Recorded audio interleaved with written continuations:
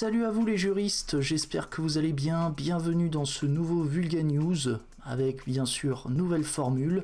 On va lire quelques communiqués de décision de justice. Du coup, installez-vous, prenez une bière, prenez un café, un chocolat chaud, un thé, ce que vous voulez, mettez-vous à l'aise, et on se retrouve après le générique.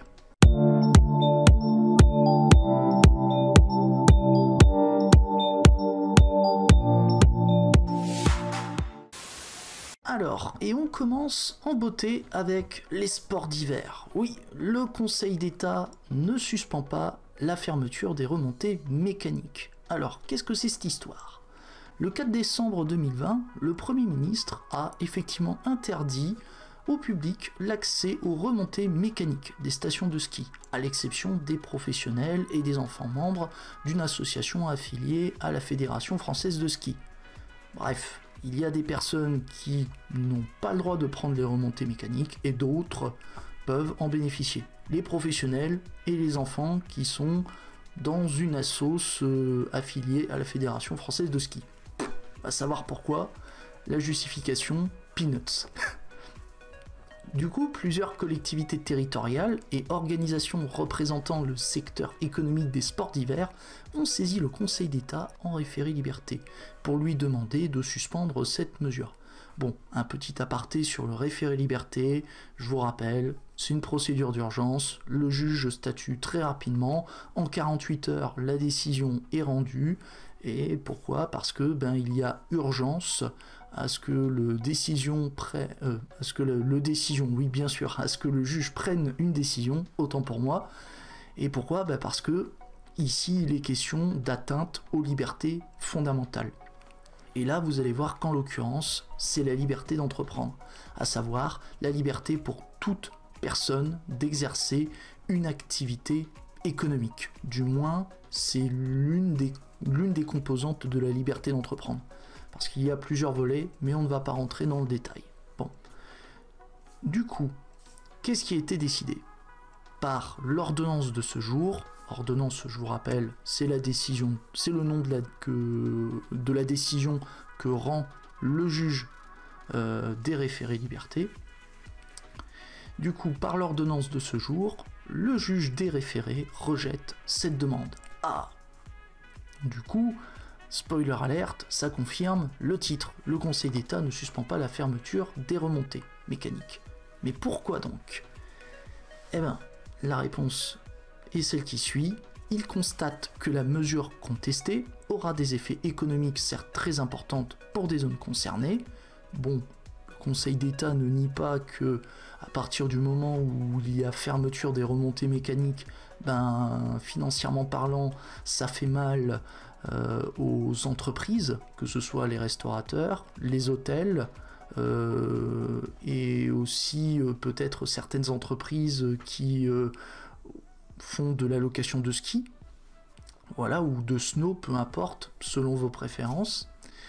Et malheureusement, ces entreprises, elles prennent cher financièrement, au même titre que les collectivités territoriales qui perçoivent des recettes grâce à ces,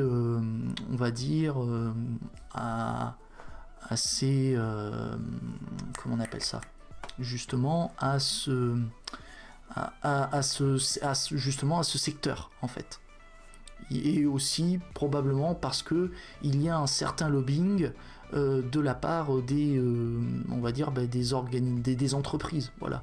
C'est-à-dire les entreprises font aussi pression sur les élus locaux, et résultat des courses, on se retrouve avec des communes qui décident de contester la fermeture des remontées mécaniques. Voilà. Et malheureusement, quand bien même il y a un impact économique sur, sur les entreprises, et du coup sur les zones concernées, il y a l'épidémie de Covid-19. Et ouais, il y a le petit Covid-19, ou la Covid-19, c'est comme vous voulez, qui amène son petit doigt et qui le met dans le... Je ne dirai pas le mot, mais vous m'avez compris. Du coup, cette cochonnerie de Covid-19 ben malheureusement l'épidémie elle se maintient à un niveau élevé et elle crée du coup pour changer une forte pression sur le système de santé et malheureusement dans les régions où il y a les sports d'hiver. C'est pas de bol.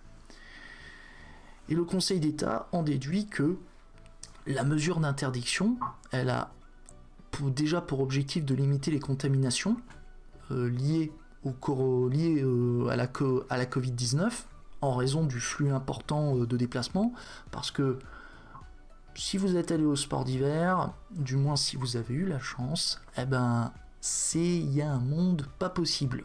Surtout que t'as les familles et tout qui ramènent les gosses, c'est un foutoir.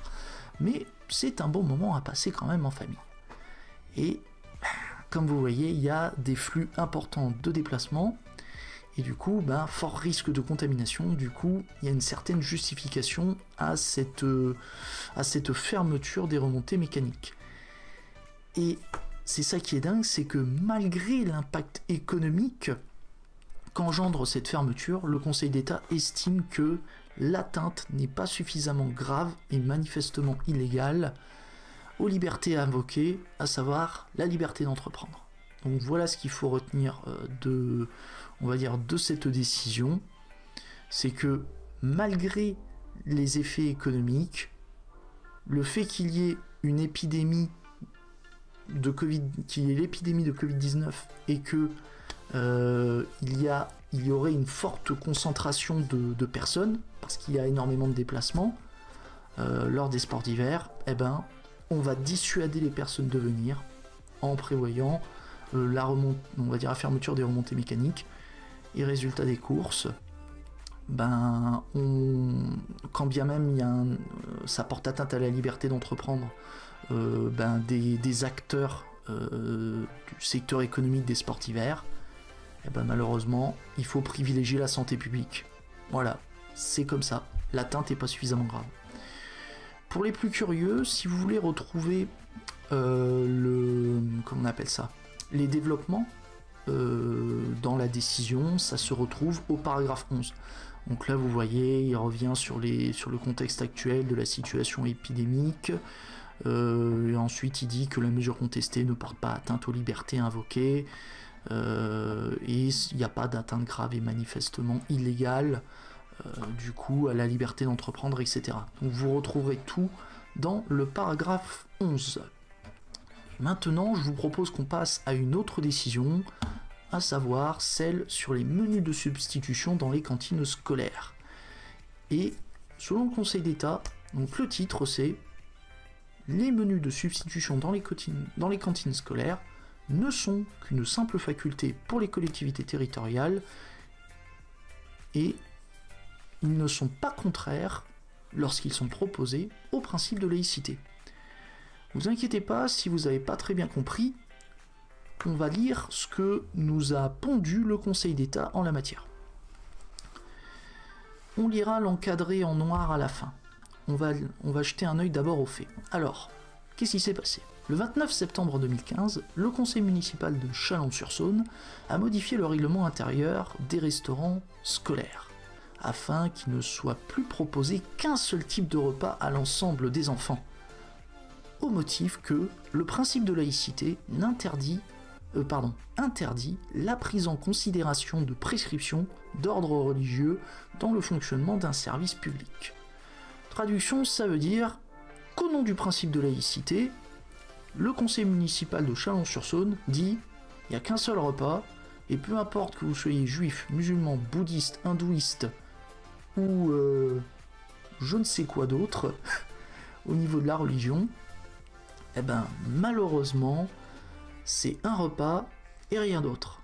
Il n'y aura pas de repas de substitution. Et malheureusement, vous allez voir qu'il y a une association qui s'en est mêlée et qui s'appelle la Ligue de défense judiciaire des musulmans. Et vous avez aussi quelques particuliers qui ont décidé de contester cette décision, donc cette modification du règlement intérieur des restaurants scolaires, donc devant le tribunal administratif de Dijon. Et le tribunal a annulé ce règlement intérieur.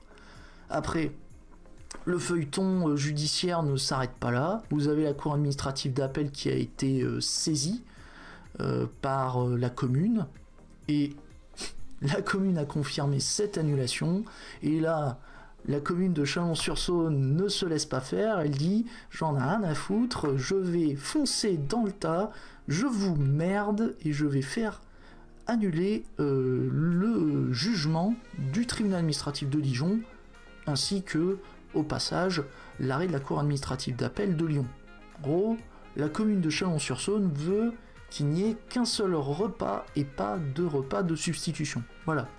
On va dire le conseil municipal de Chalon-sur-Saône, enfin, du moins la commune, veut absolument maintenir la modification du règlement intérieur des restaurants scolaires. Voilà. Elle est déterre. Franchement, je peux vous dire, tout ça pour une cantoche et un repas de substitution. Bon, on en rigole, mais politiquement, c'est quand même... on va dire c'est un signal important, puisque malheureusement vous connaissez on va dire une partie, je veux dire la question des repas de substitution, il y a quand même une dimension politique et aussi une question de religion. Et malheureusement la religion qui se fait, disons, qui est pas mal dans la ligne de tir, c'est l'islam. Et malheureusement, je sais que ça déplaît aux musulmans d'être la cible de ce genre d'interdiction, mais malheureusement, que voulez-vous? Bon, après, petite nuance, ici, c'est pas... comment on appelle ça? On vise pas spécifiquement, on va dire l'interdiction ne vise pas spécifiquement les musulmans.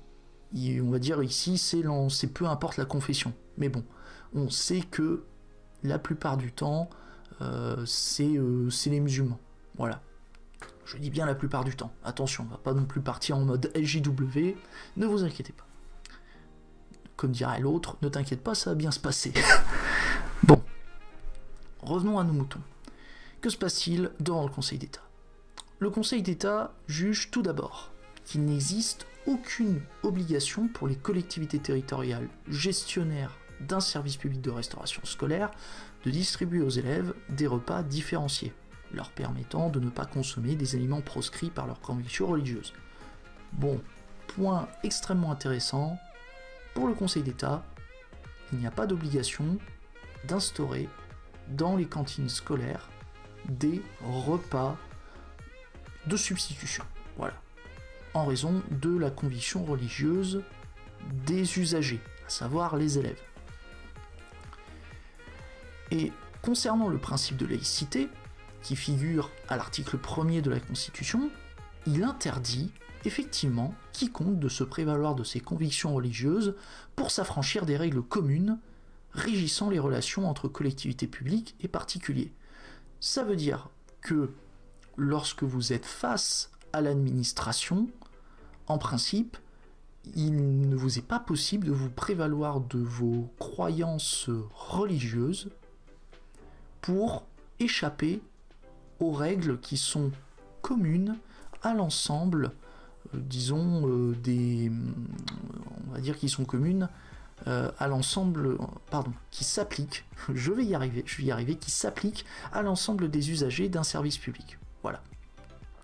Concrètement, si vous êtes à la cantine scolaire, que vous soyez musulman, que vous soyez juif, que vous soyez hindouiste, que vous soyez chrétien, on vous applique tous les mêmes règles.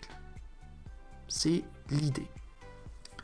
Par contre, le Conseil d'État rappelle que le principe de laïcité, mais celui aussi de neutralité du service public, bon, juste pour information, l'idée de neutralité, c'est de faire en sorte que l'administration ne vous traite pas différemment selon que vous ayez telle ou telle opinion. Voilà, c'est ça la neutralité du service public. Et l'égalité des usagers devant le service public, c'est vous êtes soumis aux mêmes règles et vous bénéficiez des mêmes droits et obligations que les autres usagers. Voilà, c'est ça l'égalité des usagers devant le service public. À partir du moment où vous êtes dans une situation identique, juridiquement, vous êtes soumis aux mêmes droits et obligations que les autres. Sauf différence ou considération d'intérêt général. Mais bref, je m'égare, poursuivons. Du coup, ces principes que je viens de citer, selon le Conseil d'État, ils n'interdisent pas aux collectivités de proposer des menus de substitution. Donc, deuxième point intéressant qui est évoqué par le Conseil d'État, les collectivités ont toujours la possibilité de prévoir des menus de substitution. Il ne leur est jamais interdit de le proposer. Et les principes de laïcité, de neutralité du service public et d'égalité des usagers devant celui-ci n'y font pas obstacle. Voilà.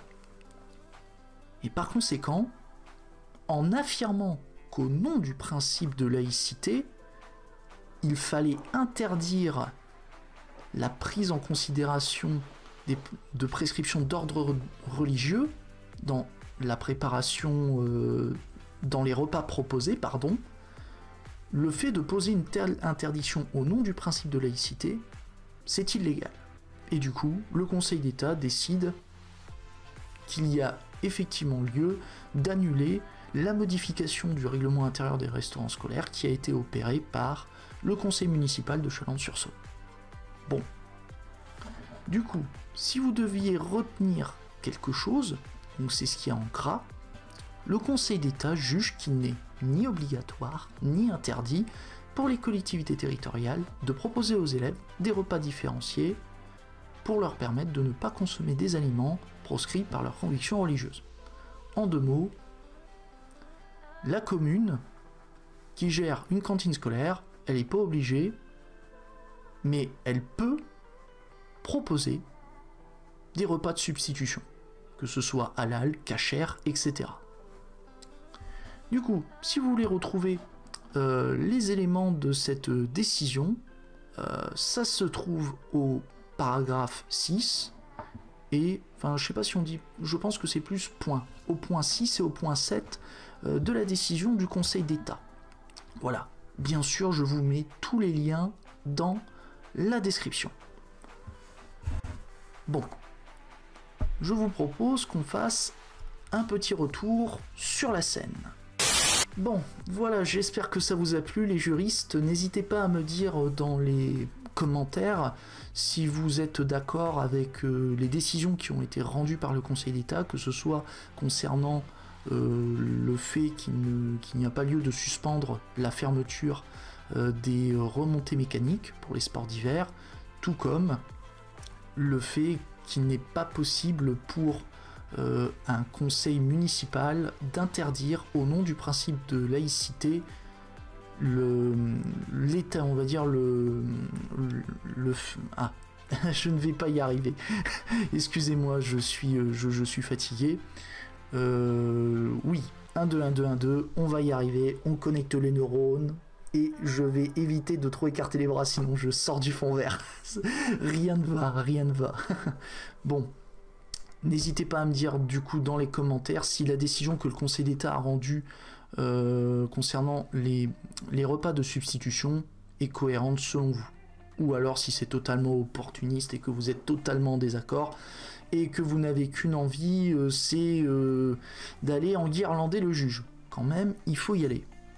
Bon, sur ce, comme d'hab, mettez le pouce bleu si ça vous a plu, abonnez-vous, comme d'hab, et petit, n'hésitez pas aussi à partager la vidéo, franchement, ce serait fort sympathique de votre part. Bon, je vous prie de m'excuser, je suis un peu fatigué, donc sur ce, je vais vous laisser et on se retrouve pour une prochaine vidéo les juristes. Allez, c'était Matt DEH sur Vulca 3, à plus les juristes.